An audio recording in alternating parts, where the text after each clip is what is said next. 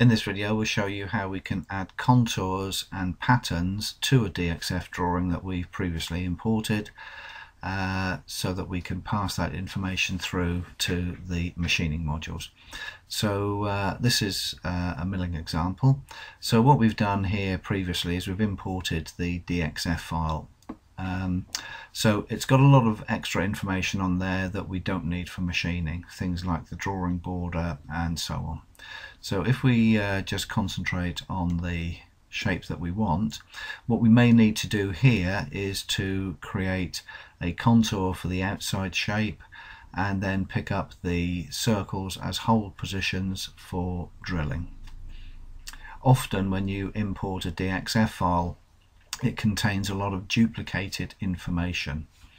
So the first thing to do is to get rid of any duplicates, and to do that we use the top menu here. We go to Edit and then choose the option Delete Duplicates. So as you can see there, it's found 22 duplicated lines, arcs or circles, and they've been removed from the drawing. A duplicated line can occur when the drawing is created. For instance, if two lines are drawn across this segment here, it would be difficult to see that you've drawn two lines, but there would be two there and they would interfere with the contour creation process. So it's best to get rid of all the duplicates before we start doing anything else. So what we need to do is we need to decide where we want our 0 to be for machining. Often on a DXF file the XY 0 position is down in the bottom left hand corner, which may or may not be where you want it.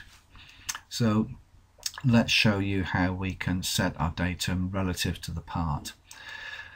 To do anything with the drawing with regard to adding machining information to it for contouring and for drilling holes as a pattern, we need to click this icon here. So to set the datum point, we use the datum symbol here, and then we can set the NC datum where we want. For instance, we might want it to be in the center there. It could be, of course, that we want the datum to be the bottom right hand corner extent of those two lines there. In that case we'd need to create a point where we can attach the datum to. So to do that, before I set the datum, I would need to use the intersect command here, and the option I want is to create a move point. So then I may have the auto function switched on, so I'll switch that off, and I simply click on this line and that line, and then it creates a point item there which I can lock the datum onto. So if I do that again, go back into NC mode, set the datum, it's currently set to the center, and I want to lock it on to that point I've just created. So that's the datum point set, and now we can create the contours. So it's important to set the datum before you create the contours. So to create a contour, I use the second button down from the options toolbar here on the left hand side, and the help at the bottom says left click to indicate the start point, i.e. the first line or arc of this contour or profile. So as I move the cursor onto any geometry, it picks up the line under the cursor.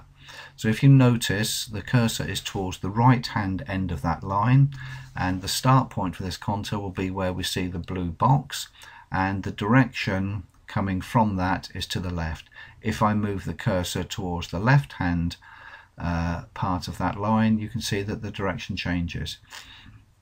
Normally it's best to create contours in the clockwise direction regardless of how you're going to machine them, because you can change your mind later on as to the direction.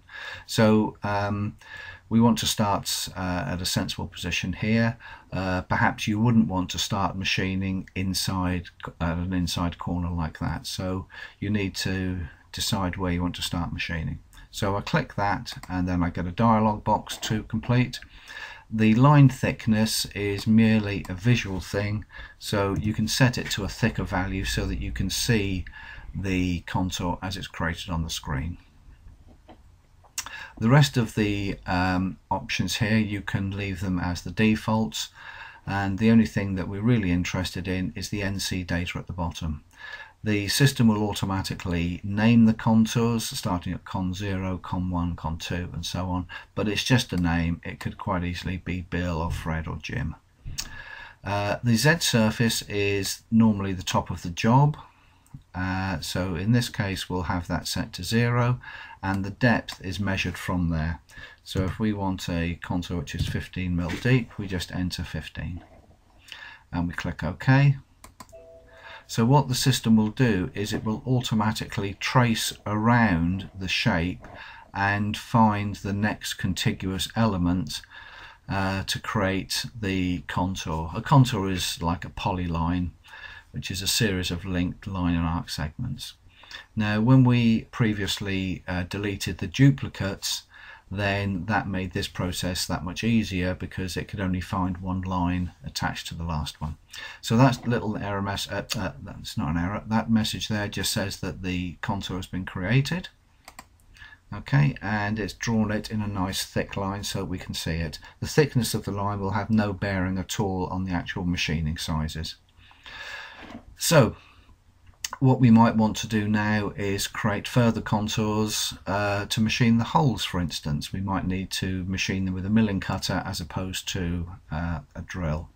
So let's just go through that routine and show you how this works on a circle. So I pick up a circle and it says you've selected a circle, and it asks me to set the start position. The angles, 0 is 3 o'clock position, and so on. The direction, clockwise or counterclockwise, and again we have this dialog box to set the depth for this contour, so we might want this to be a different depth, for instance. Okay, so that's the next contour that's been created, and we can go around and we can do that for the other contours if we needed to. The next thing I'll show you is how we can create a pattern for drilling. So a pattern is a series of XY locations that you can use with a drilling tool. So to create a pattern, I'll just zoom in so I can see it a little bit clearer. So all we do is we click on the center of the circle. Now in this instance here, you'll notice there's quite a lot of extraneous information there, so I need to zoom in to make sure that I'm picking up the center of that circle. The system will automatically lock on to the center of the circle because my snap mode here is set to near. So that sets up the first position, and again the system names this element.